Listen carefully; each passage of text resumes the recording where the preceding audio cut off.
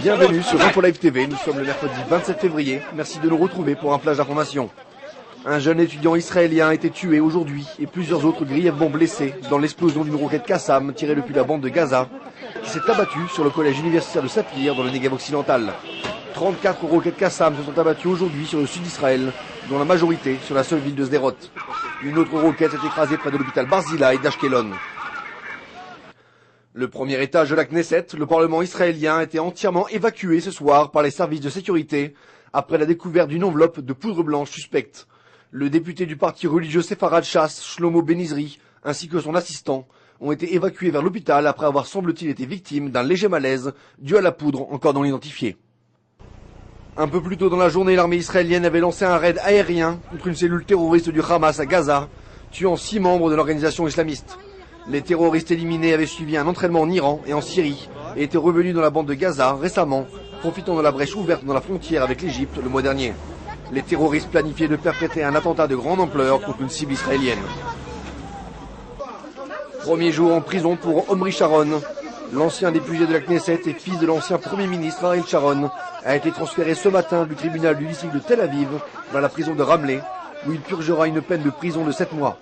Omri Sharon avait été reconnu coupable de fraude lors de la campagne du Likoud en 1999 et condamné à 7 mois de prison et 300 000 shekels d'amende en février 2006.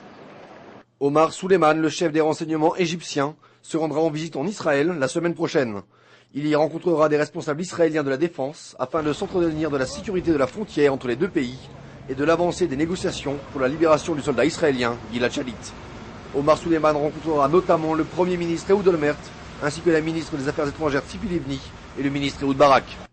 Enfin, le candidat démocrate Barack Obama a déclaré aujourd'hui être, je cite, un ami sincère d'Israël. Il a de plus ajouté considérer la sécurité de l'État hébreu comme sacro-sainte.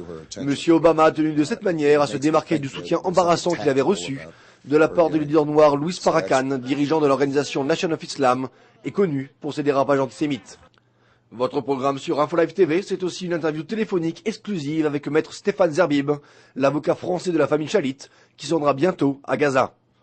Retrouvez aussi un document sur la frappe israélienne ce matin à Gaza qui a pris pour cible 5 terroristes du Hamas. Merci de nous avoir suivis sur Info Live TV. Très bonne soirée à tous. Aujourd'hui, le monde entier parle d'Israël. Mais qui parle d'Israël au monde entier, en temps réel, en 4 langues et en direct de Jérusalem? Infolive.tv, la première chaîne de télévision internationale israélienne.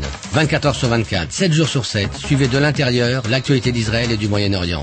Des reportages, des interviews, un grand journal et des flash infos en images dès que l'actualité l'exige. Infolive.tv, votre regard direct et vrai sur l'actualité d'Israël. Retrouvez Infolive sur internet www.infolive.tv.